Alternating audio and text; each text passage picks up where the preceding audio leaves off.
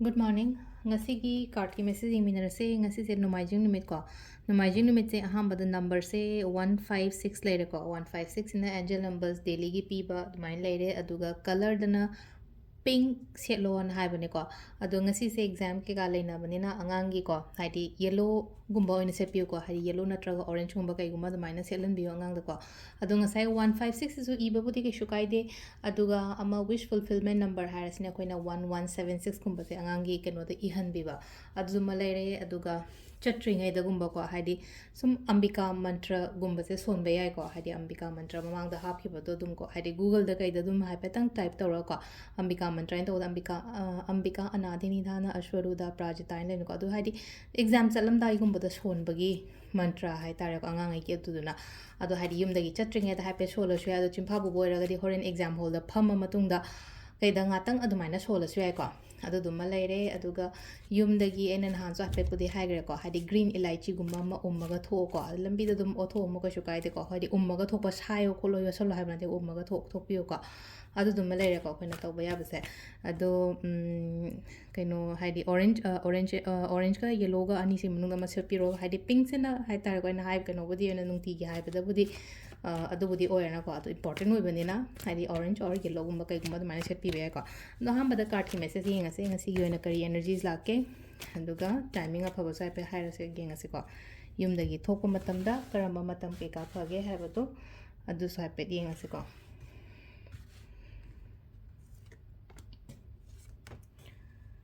sida lere ko card ahum se ko card number 1 card number 2 card number 3 ko ahamba ko 1 choose to bangi yenga se ko 1 ski 1 gi se ko sida lady se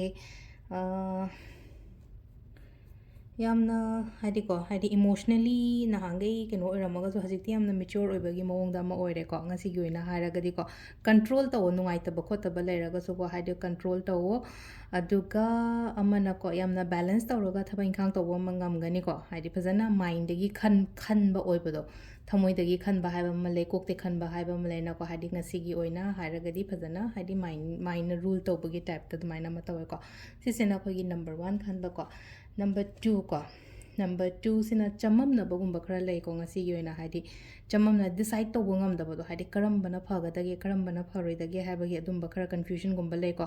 phajana khanda bi aduga to bi ko haidi thabai khang to matam da number 2 gi se ko number 3 ko number 3 sina amuk lai se ko पैसा की ओइना खतंग को Heidi tension गुम्बा कई गुम्बा दुमाइना लई poaching से whole तोरोगा थंबगी type ता मा लई को पाइशल लगा को चत्तनबा चलहनिंगदनबा अदुम ऐ मनाक्ता लईनबा काइना खनबल तारगा सुदुम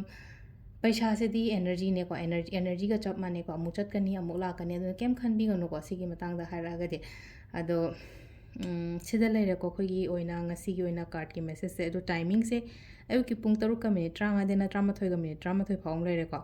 ado 12 ga minute 50 dena pung 2 ga minute 18 phawng lere degi 5 ga minute 46 tagina pung 8 ga minute 50 phawng lere aduga amana 12 ga minute 30 dena amaga minute 52 phawm lere 3 ga minute 30 dena pung 3 ga minute 35 phawng lere ko aduga amana kaino akoi gi 55 portal ko ngarang aina hakibado 55 portal da tawgadaba video do अतोप मतमदा तौबा याब्रान हंगै दो हाइदि 55 की दमकता हापनि को अतोप मतमदा तौबिगनु को यारगदि ngasi तौबियो को हाइदि ngaranggi hapkiba video do aina ngasi tawna ba hapane 55 हारगदि को मे तांग मंगागी अदुगे accordingly hapani ko अतोप मतमदा तौगदम अतोप मतम gi oina su dum hapakpa kai ka adum ma'am तौबिबे को particular oina adugi days adugi numita haragadi adugi numita oina taubiyo ka ado sida leire khogi ngasi gi oina card ki message ma'am thank you